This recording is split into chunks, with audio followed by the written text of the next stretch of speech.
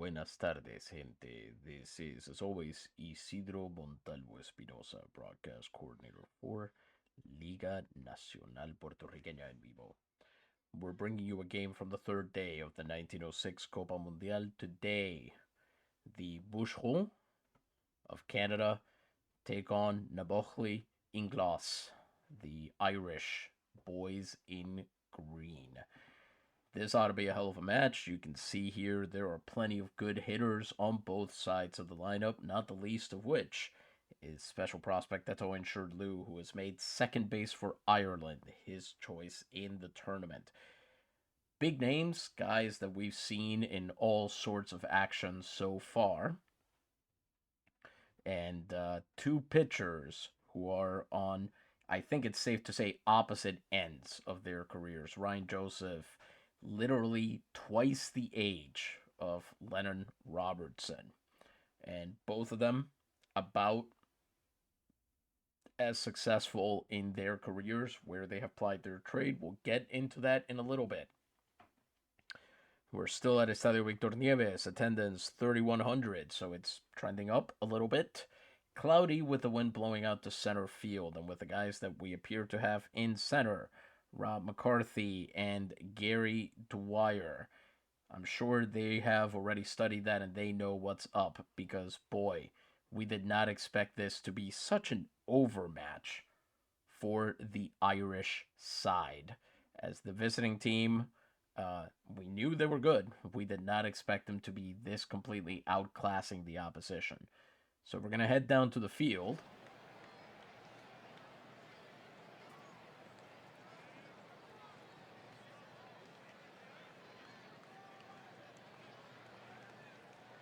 Which is taking surprisingly long to initiate.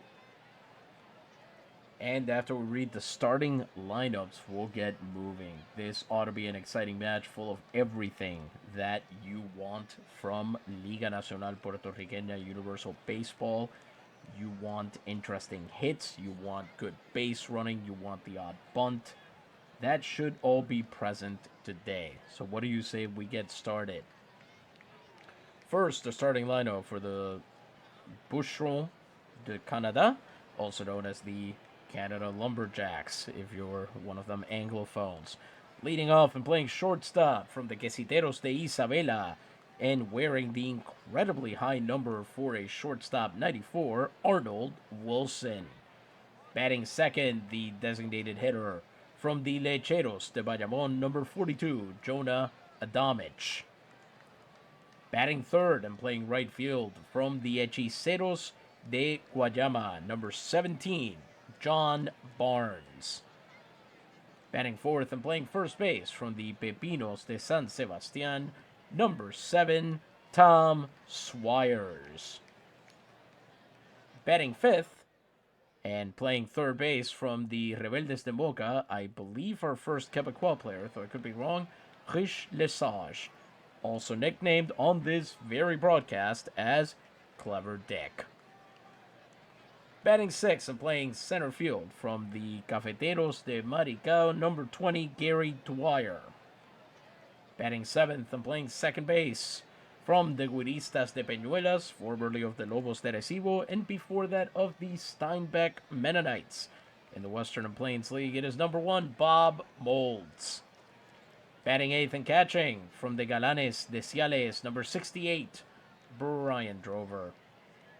And batting ninth and playing left field from the Corsos de Jauco, and possibly heterochromatic, the kind of thing that we couldn't tell when we didn't have color portraits, number 31, Waldo Auclair. And now the starting lineup for the Irish boys in green, nGlas. We begin leading off and playing first base, number 12, Desson McCarthy from the Artilleros de Maunabo. Batting second and playing left field from the Pescadores de Salinas, number 4, Scott Cattell. Batting third and playing center field from the Leyendas de San Lorenzo, number 6, Rob McCarthy. Batting fourth and playing right field from the Guardacostas de Cataño, number 32, Beatty Crummock. Batting fifth and playing second base from the Navegadores de Naguabo, number 34, Etaoin Shirtlu. Batting sixth, the designated hitter from the Arribeños de Utuado, number 5, Storm Peck. 80 great name right there. Batting seventh and catching from the Murciélagos de Camuy, number 7, Mooney McGee. I love that song when Tom Waits sang it in the Ballad of Buster Scruggs. Batting eighth and playing third base from the Mulos de Aguas Buenas, number 9, Regan Kenny. And batting ninth, the shortstop from the Soneros de Santiago de Cuba, number 4, Olive Moore. Pitching tonight for the boys in green is number 18 from the Tumbabrazos de Carolina, Lennon Robertson, one of the most promising prospects in Liga Nacional Puertorriqueña pitching history, who unfortunately got injured a couple years in a row and hasn't really been the same since. But here he comes as the number 2 pitcher for his team with a chance to give them a win here. He'll face Wilson, who's been on a tear. He's already 2 for 6. Robertson here overlooks the mess of red and green shirts in the audience, along with some neutral fans. And on the very first pitch of the game, Wilson chops it to short. Plenty of time over there. Moore has it, throws to first, and we've got our first out underway. 1 pitch in. We should mention, by the way, Robertson. He's got a fastball, slider, curveball, changeup, sinker, and splitter. Something for everybody. As he now faces Damage, who is also 2 for 6 with 2 ribbies already in the tournament. On the 2-2 count, freezes him with the changeup. Damage goes to sit down, and that's 2 outs for Lennon Robertson here in the top of the first. He will now face John Barnes, who is sitting on a 3 for 4 line so far. 2-2 count against him. Barnes lances it into right field. That'll be the first base hit of the game for the Bûcherons. And they've got a man aboard with 2 outs. John Barnes there, I do not believe is a particularly fast runner. Am I wrong here? I am not. He is 5 for 19 in stolen bases. He will now face Tom Swires, who's got the exact kind of power that can make this game 2-0 in a heartbeat. He's only got 1 hit so far. Now the 1-2 count, Swires launches it into right field, but Kromek is there in plenty of time, and he's got it. So that will retire the side. We can all exhale a little bit if we're Canada fans, and we can head to the bottom of the first. A hit, and that's it for the boys in red. Now pitching for the Bucherons is number 2, Ryan Joseph. Ryan Joseph plied his trade all over Puerto Rico and Cuba, pitching for Camuy before decamping to... pitching for the Mulos, Aguas Buenas, and Camuy before ending up in Cuba, where he's pitched for 4 different teams. Las Tunas, Santa Clara, I believe, and finally Trinidad. Santiago. For some reason, I thought he'd ended up in Santa Clara at some point. Either way, excellent pitcher in the early part of the century. The Nightmare, as he's come to be known. Did really well with Las Tunas back in 1903. Was also very good with Santiago in 1905. And wasn't even half bad this year with Trinidad. He comes in as his team's number 2 pitcher to face the top of the lineup, starting with one of the McCarthys, Dessen, who is taking his first cuts here. 0-1 count. As that is punched through. First, the 0-1 pitch, and McCarthy takes that turn at first, but he'll hold up, and it's a single to start off the game 2 pitches in. I also would like to correct myself. I mentioned that Leonard Robertson was his team's number 2 pitcher, but this would appear to be Ireland's first game. So he's actually the ace of the rotation. Pardon me if any relatives of his are listening. I heavily apologize. Coming up, Scott Cattell. Big-time slugger for Salinas during the season. Here comes Desmond McCarthy running for second. He's in easily. First base steal of the tournament for him. would be very shocked with no outs and in scoring position if they don't try to get third.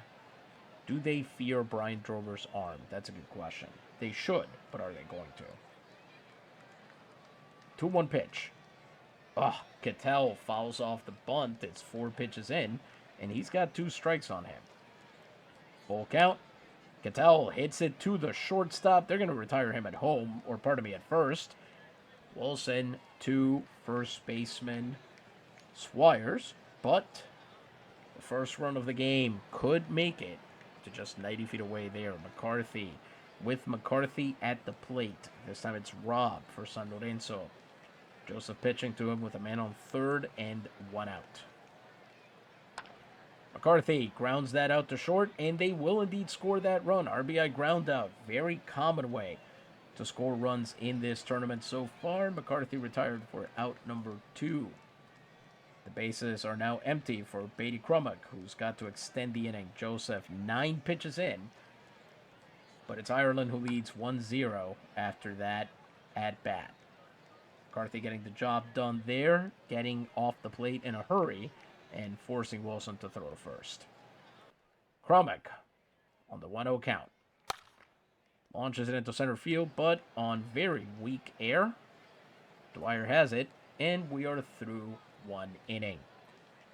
1 run and 1 hit, and the boys in green take the lead here at the bottom of the first. They are ahead 1-0 as we head into the second.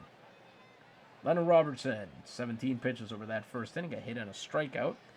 And he will face Lesage, Dwyer, and Molds. Lesage 0 for 4 so far in this tournament. The 1-1 count for him.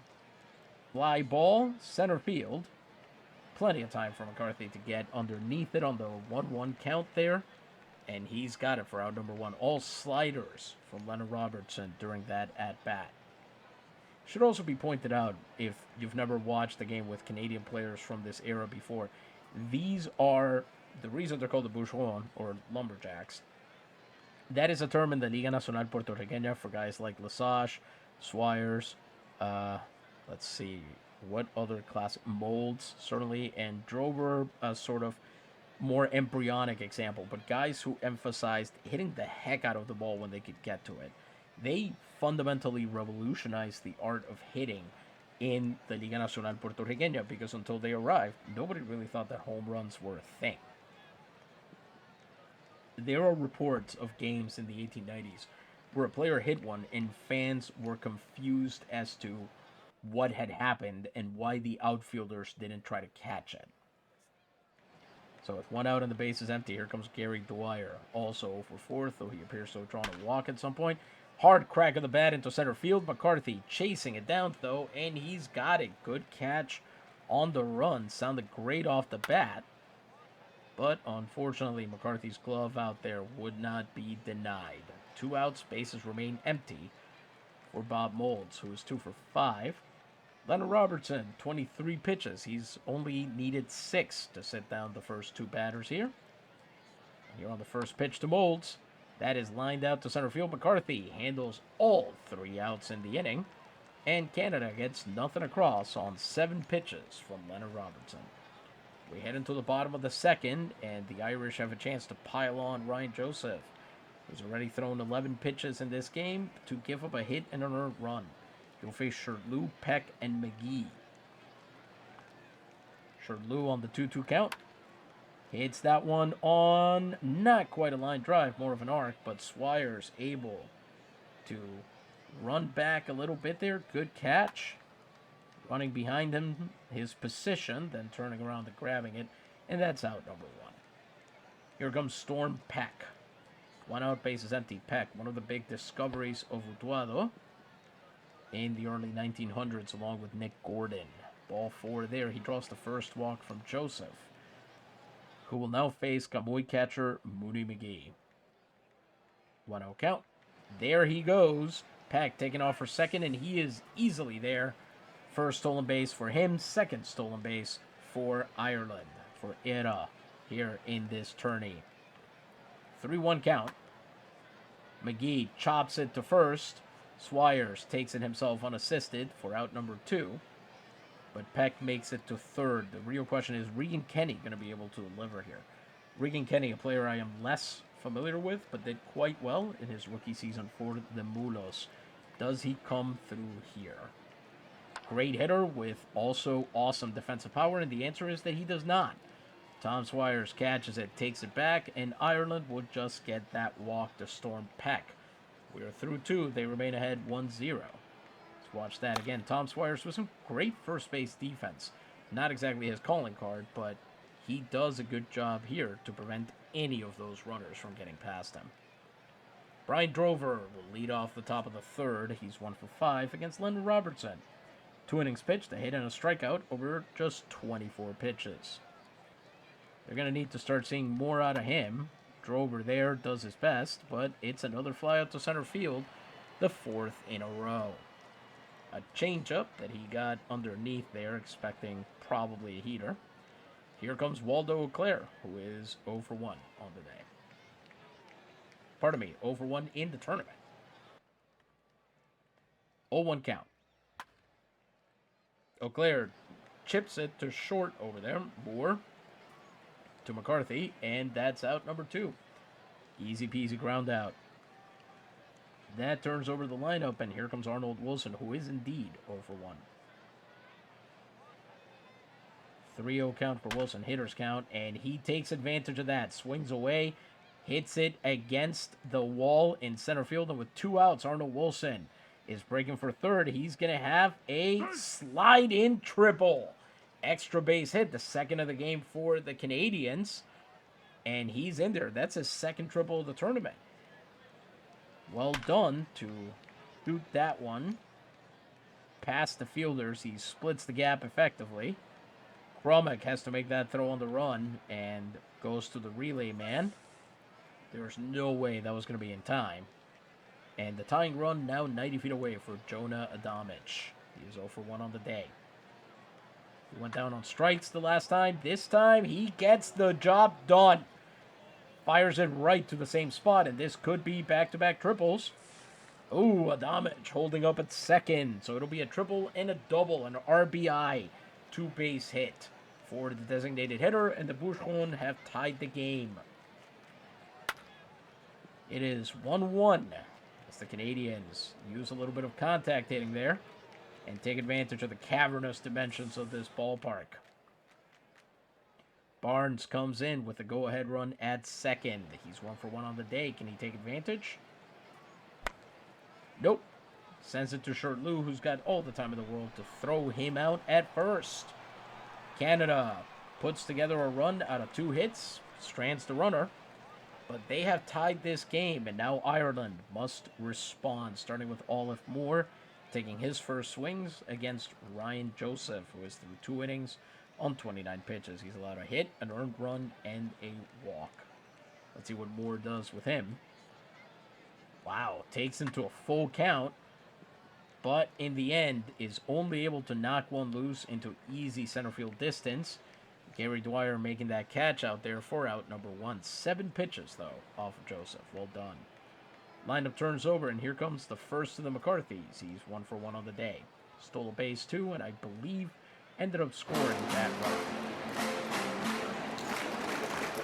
McCarthy hits that one down the left field line all the way to the corner. Should be an easy little double for him, as they have to hit the relay man, and indeed he slides in. Auclair couldn't get there in time. Throws to Wilson at the relay, and that's a 2-base hit, putting the go-ahead run on 2nd with 1 out. Let's see what Cattell wants to do there. What a pitch to hit, by the way. He hit that changeup. That was McCarthy's a lefty, so it was outside. He just extended and flicked that down the left field line. Here comes Cattell, who's 0 for 1. 2-2 count. Strike 3. And he strikes out. Nice sinker from Joseph there to get his first K of the night. Freezes him with it. Cattell clearly thought it was going to be ruled inside, and that sits him down. Here comes Rob McCarthy with his chance to get the go-ahead run in. He's 0 for 1 on the day, but he does have an RBI. First pitch to him. Hits that one right to third. Plenty of time for Lesage to throw over to Swires, and we are through 3 innings. Another runner stranded by the Nabochli nGlas. And the Bucherons are tied with them at 1 run apiece. Let's quickly check how things are going across the rest of the Copa Mundial. The Sultanes are playing Venezuela. They are currently tied 2-2 in the bottom of the third, so another tie game. The Sultanes are at 3 hits. The Vinotintos for Venezuela at 5. Bonifacio Cacho will be leading off the bottom of the third against Moroccan standout Abdul Basit Maroufi, who is through 2 innings on 2 earned runs, no walks or strikeouts. He recently won the Excelentísimo for the Liga Veraniega de Principiantes. Francois Sicard just flew out for the Sultanes to end the top of the third. Jamaica currently winning against Latin America, the Soberanos, pardon me, also in the third, but the Soberanos are threatening. They've got 2 on with 2 outs, and Marcos Frias just singled in Ikuhiko Hamajosa with Felix Breceda up to bat against Jamaican lefty Bradley Rose, who is through 2 2/3 of an inning with 1 earned run. So the one error there for Jamaica seems to have really cost them. The Soberanos have 2 errors of their own, and you can see here, once again, Jamaica out hitting the opposition and not having a whole lot to show for it. The Neptunes are playing Scotland, and boy, if I'm the owner Harkach Nahalba, I'm beginning to get a little bit worried. The Unicorns haven't scored a run in 12 innings. It's the top of the third. Oceania has got them on the ropes. There are 2 on with 1 out. Men on second and third after Chenda Su sacrificed against Ewan Sharp, who is through 2 1/3, 2 runs, a walk and a strikeout. And Chenda Su's countryman on 2 is up to bat. He's 0 for 1, but he could bring in some runs. And I keep forgetting to mention the score. The Neptunes are ahead 4-0 on Scotland, so they have been so far shut out 9-0 in this tournament through not even 2 full games. Also today, speaking of teams that have participated in a shutout, Haiti is currently beating Mexico 2-0 in the top of the fourth. I have actually never had to pronounce this name in French before. Vincent Renault is pitching for Haiti. He's through 3 1/3 with a walk and a strikeout. Serapion Figueres just grounded out. And Sebastian Cardenas comes up with a man on third and 1 out. 6 hits by Haiti off of, I want to say the second pitcher for Mexico is Zenén Tavares. 1 hit for Mexico off of Renault. Puerto Rico is unsurprisingly beating the brakes off of the Dominican Republic, La República Dominicana. They are currently being shut out through the bottom of the third with 2 hits to their name. Puerto Rico has scored 5 runs once again with 7 hits. Currently, after Hernando Cabrera singled, Jorge Lacayo is coming up. He's 0 for 1. He will face Matias Padilla, the Dominican pitcher, who is through 2 innings, 5 earned runs, 1 walk, and no strikeouts.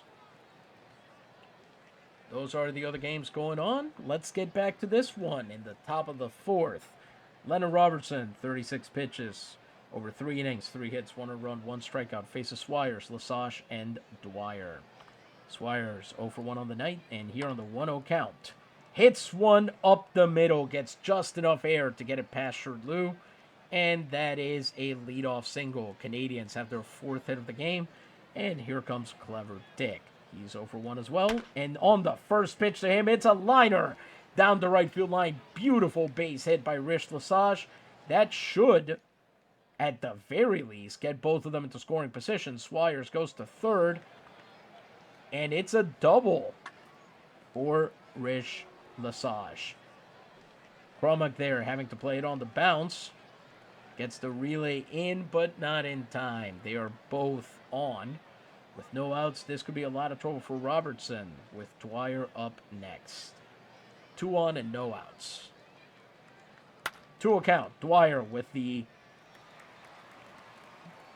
3rd attempt at a base hit. All 3 very hard hits, but his right at McCarthy. He takes it to first base, and they do not chance to run here. The defense that these guys have put out is incredible. I really was not familiar enough with these players, especially not Kenny and Moore. but their left side is just unassailable. Here comes Bob Moulds, who's 0 for 1 and is famous for tearing the hearts out of opponents when you send them up there with men on base.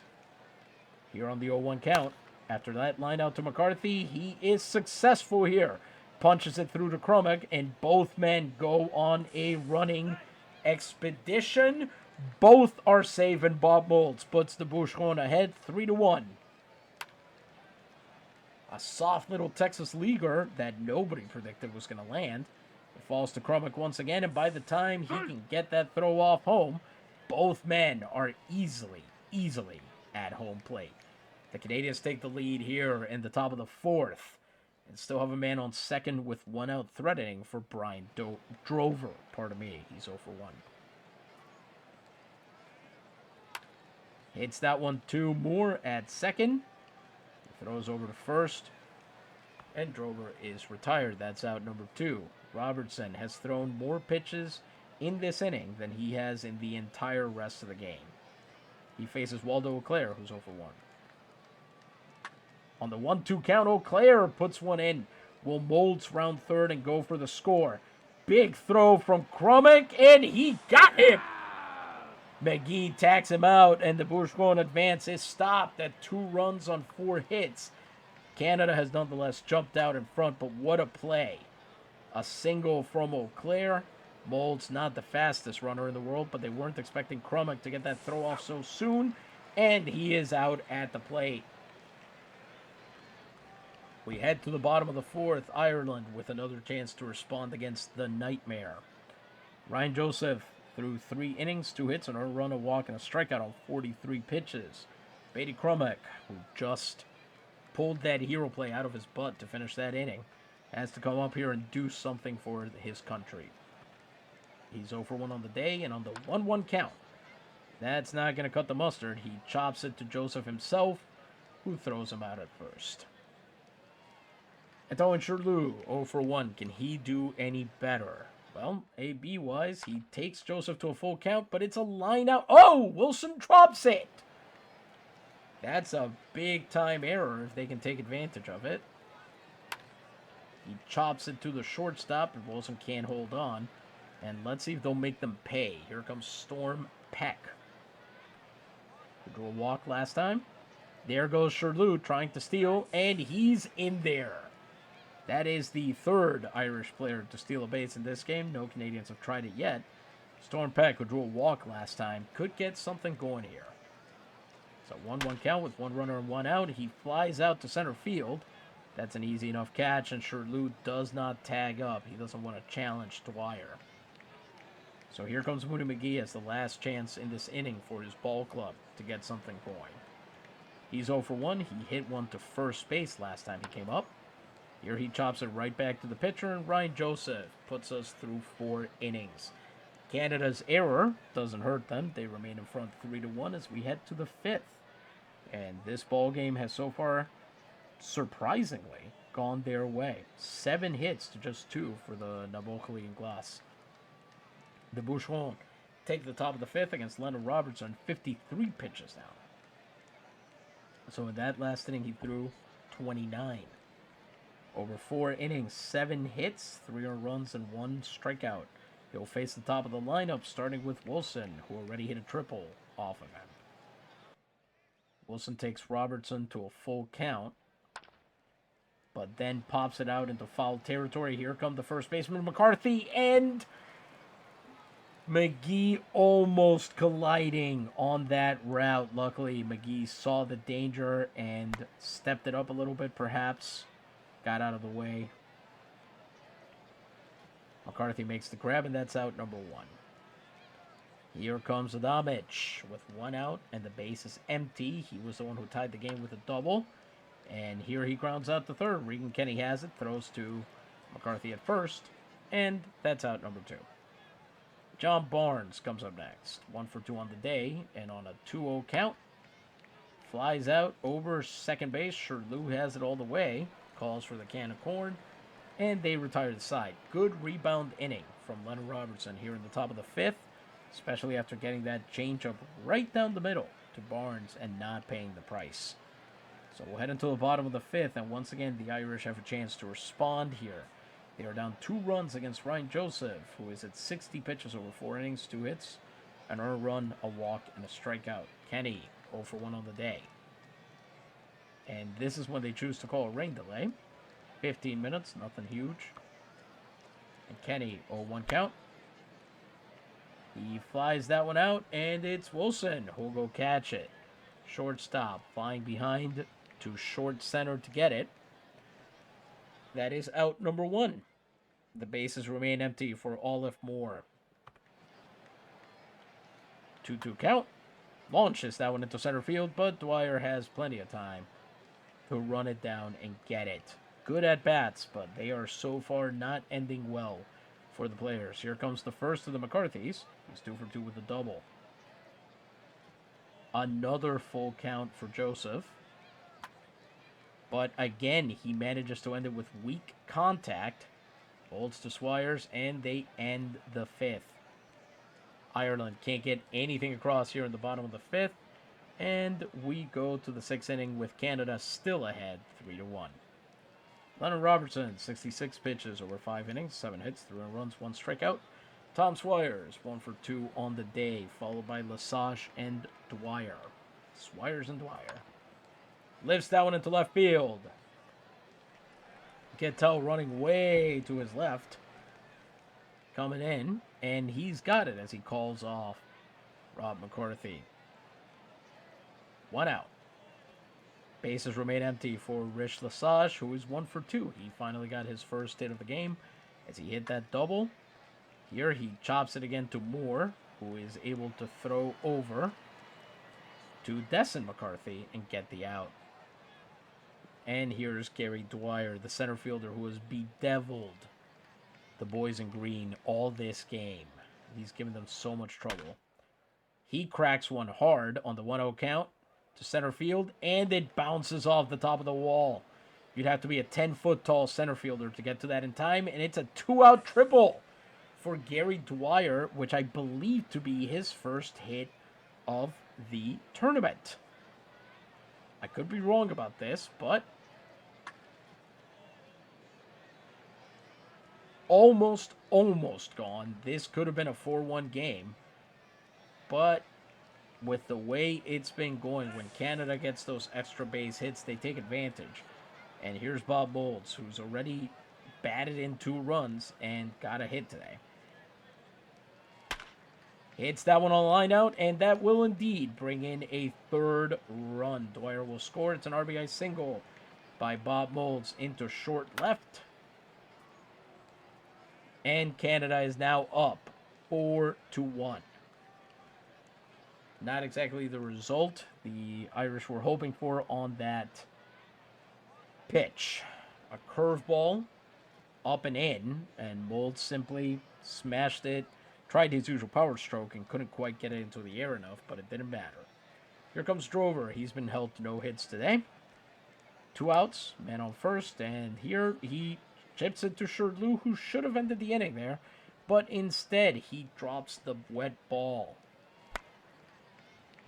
So unfortunately, that's going to put 2 on with 2 outs for Waldo Auclair, who has previously been known to annoy me on broadcast by being unexpectedly clutch. He's already got a hit today. Does he want to go for number 2? Lifts it into the air. Right fielder Cromick chasing it down. He's got it. And they retire to the side and avoid the crooked number. But for how long? Canada now leads Ireland 4-1. And the boys in green better get their butts in gear if they want the rest of this game to go well. Joseph, they've been taking him to task. He's at 76 pitches through 5, but he has yet to actually break. A lot of bending, but no breaking yet. 2 hits, an earned run, a walk, and a strikeout. He'll face Ketel, who struck out back in the 3rd inning. This time on the 1-0 count, hits that, tries to line it past Swires, but nothing doing. The Canadian first baseman's got it. He steps on the base, and it's out number 1. Here comes Rob McCarthy, 0 for 2 with the ribby. 1-2 count on Rob McCarthy. Same, but the other way. He hits it to 3rd. And Lesage has it in plenty of time to retire him at 1st. 4-pitch at bat that did not end all too well. Here comes Beatty Kromek, over 2 on the day.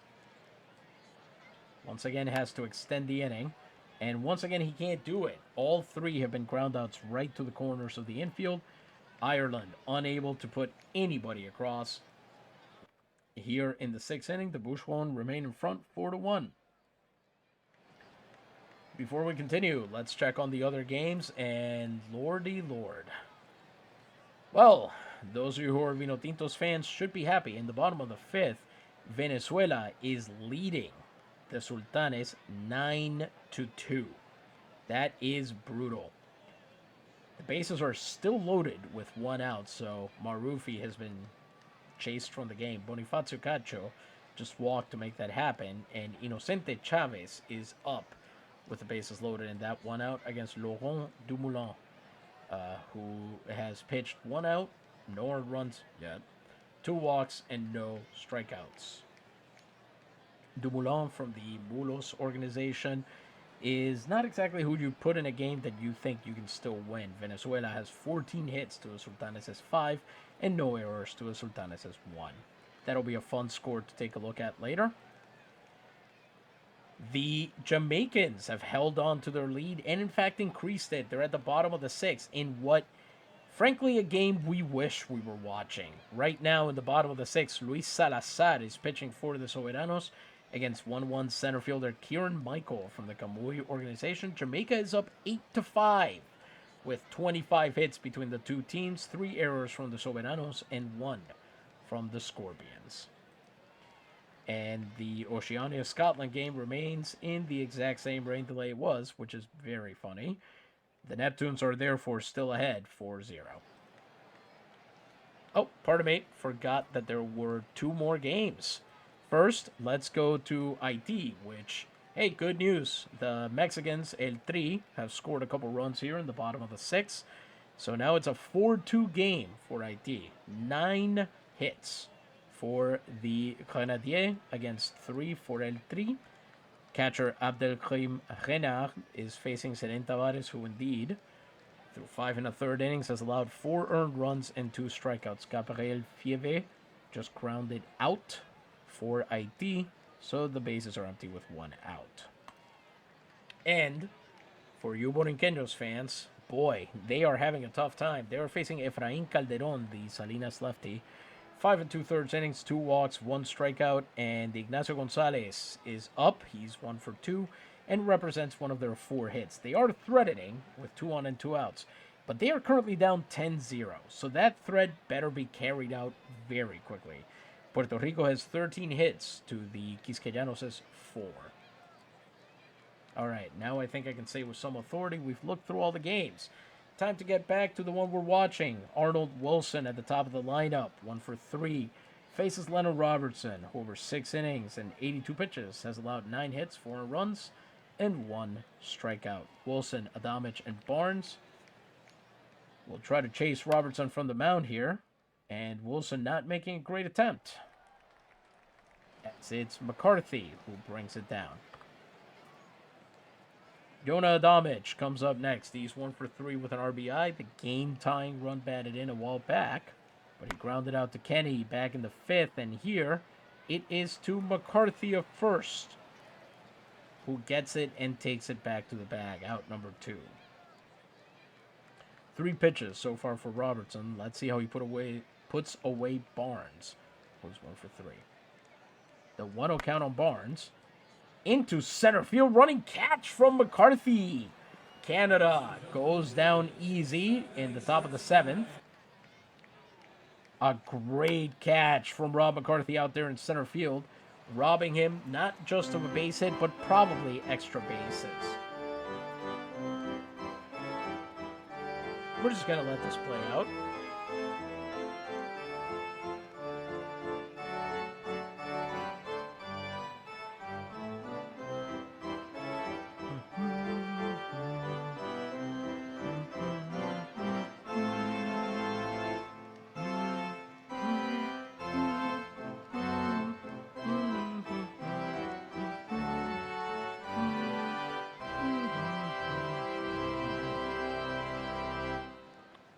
That wasn't supposed to happen, just so you know. But we figured we'd give you a look at the benches for both teams. Well, that's going on. Sherdloo, Peck, and McGee. Sherdloo is 0 for 2 on the day. Will face Ryan Joseph, who's at 83 pitches over 6 innings, 2 hits, an earned run, a walk, and a strikeout. And, oh yeah, currently the win.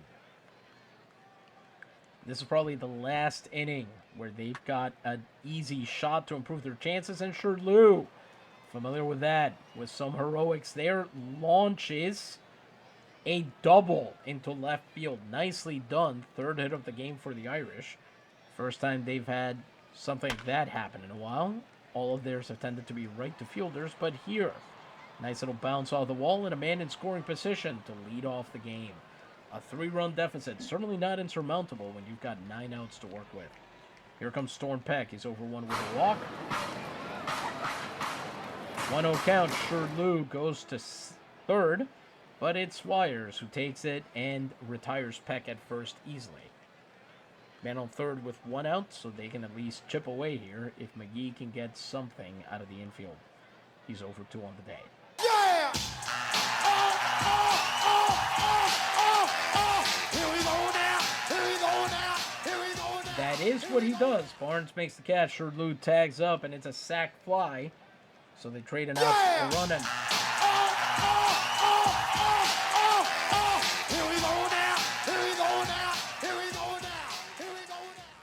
here they do go indeed, and by they, I mean Eto and Sherdloo coming home from third, scoring, and making this a 4-2 ball game. In their place, maybe I'm less excited about that. Here comes Regan Kenny, who's over 2 on the day. 2 outs, no one on. Can he at least extend the inning? 1-0 count. The answer is no, he cannot. That is a fly out to center field. Dwyer has plenty of time to camp underneath it. And Ireland does chip away a little bit of that lead. We head into the 8th. Canada still ahead. The Bûcherons up 4-2 as they face Leonard Robertson once again. 87 pitches over 7 innings, 9 hits, 4 runs, and 1 strikeout. He faces Tom Swires, who's 1 for 3. Swires on the 0-1 count lifts it into foul territory. Easy catch there for McCarthy. That's out 1. Here comes the clever Dick. He's 1 for 3 on the day. Lesage launches into center field, and just like in the last half inning, it's McCarthy this time, who runs over, makes the catch, out number 2. Here's Gary Dwyer. He's also 1 for 3. Dwyer last time tripled. That's the hit he got, and he draws a walk this time on 4 pitches. First walk of the game for Leonard Robertson. It's been a while there. He's in danger. He faces the most fearsome bat of the Canadian lineup as far as he's concerned. Bob Moulds is 2 for 3 with 3 runs batted in. And on the 2-2 count, lifts that into right field, and they are going to get out of this. Krummek chases it down, and that is out number 3. In the end, they get the walk, and they strand him as we head into the bottom of the 8th. The Bucherons still up by 2 runs. It'll be Ryan Joseph, the Nightmare, at 95 pitches over 7 innings, 3 hits, 2 runs, 1 walk, 1 strikeout, against Moore, McCarthy, and Cattell. Moore 0 for 2 on the day, but interestingly, has appeared 4 times against Joseph and gotten hits in 2 of those appearances. Here on the 0-1 count, Moore with a line shot into right field. Nice little cue shot. A little bit of air underneath it to get it out of the infield. And here comes Destin McCarthy, who is 2 for 3 on the day. 0-1 count for him.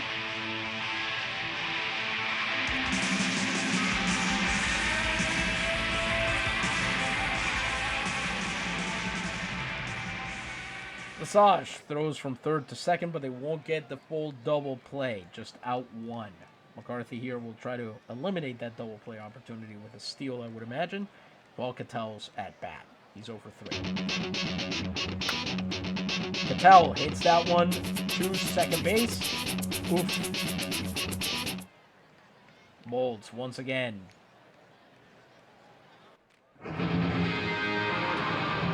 Takes the ball at second. try that again. Let's watch that one more time.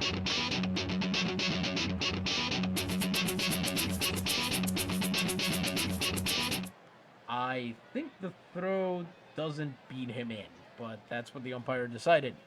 So with 2 outs and a man on first, McCarthy, Rob McCarthy this time, has to do something to avoid squandering this chance. Scott Cattell at first.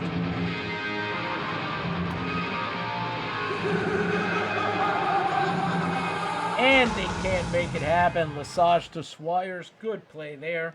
Then the hit ends up mattering nothing. Canada remains in the lead 4-2, and Ireland goes into the 9th. 2 runs behind and needing to hold them here to have any realistic chance of getting back into this game. Shall we see how the rest of the league is doing?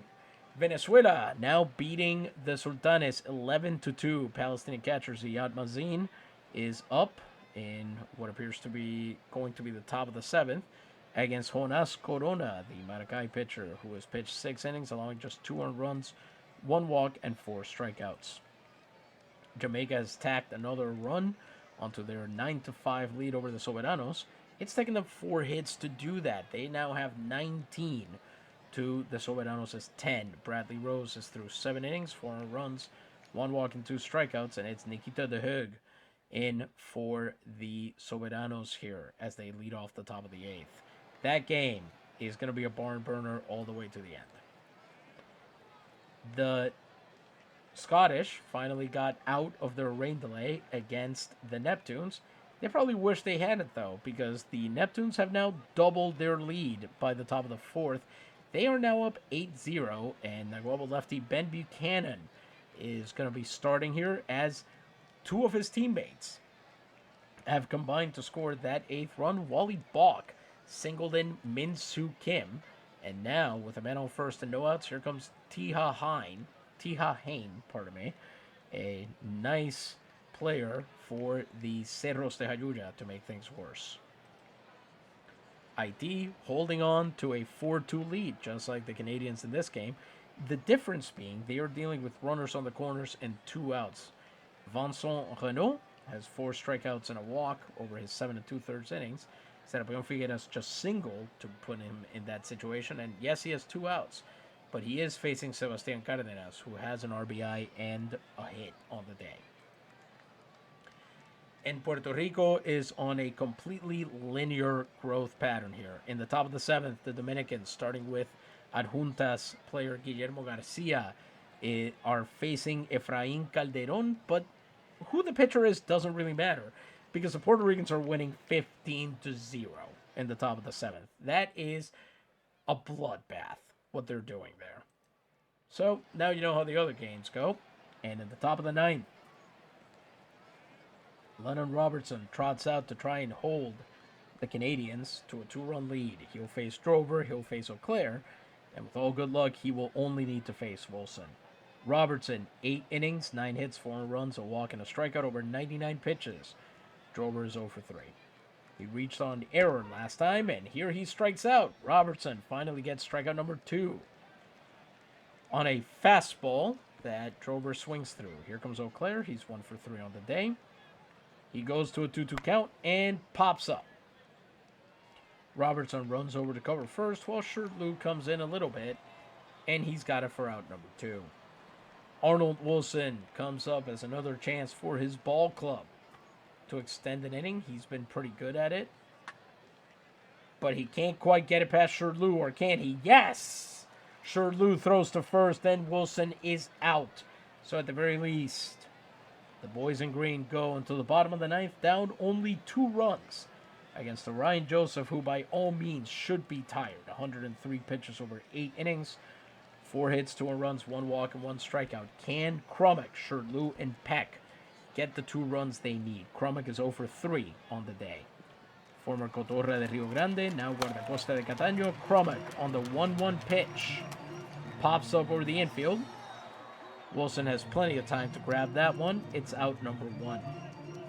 Here comes Shirtley. He's 1 for 3 on the day. He hit a double off the left center wall last time he came up in the 7th. Here on the 2-2 count, he hits it to Swires, who has all the time in the world to come back for an unassisted out at first. And the last chance for the Nabochli nGlas is Storm Peck from Utuado. He's over 2 on the day. 2 outs, no one on. Can he extend this game at all? 0-1 count. Peck, of course, grounded out to first last time. This time, looks like it's going to be to second. And indeed, molds to Swires retires the side and ends the game. The Canadians win this 4-2. And I guess we'll have to wait for another day to hear that wonderful shout of Eric Brach. The boys in green have a good group to work with. They should be able to bounce back from this, but that's a tough first loss, especially when your offense, the thing that your team should be good at, just didn't show up. Meanwhile, your pitcher gave up hits to almost every member of the starting lineup for the Bûcherons, the sole experience being Drover. And despite having 3 stolen bases and an outfield assist, it just didn't come together for your team. Very unfortunate. Ryan Joseph deserved player of the game as he held the Irish lineup, which I really thought was going to be a heavier score, to just 2 runs that entire game. We're not sure what the game will be tomorrow that we'll record and put out. I believe it involves the Soberanos, and we're very sorry that we're not showing either of the ones from today. That would be really nice to see. Perhaps we'll have to work on a highlight reel or something, because wow, somehow we keep getting the less exciting game, or at least the one with the least absurd performances. But we'll keep trying, and eventually we're sure we're going to thread that needle. We're going to hit that game, and it's going to be beautiful. Onward and upward through Friday's game, which eventually will pull once we have a better idea of what day in game that will be. But until then, as always, this is Isidro Montalvo Espinosa, broadcast coordinator for Liga Nacional Puertorriqueña en Vivo. Gente, buenas noches, gracias mil, y Dios les bendiga.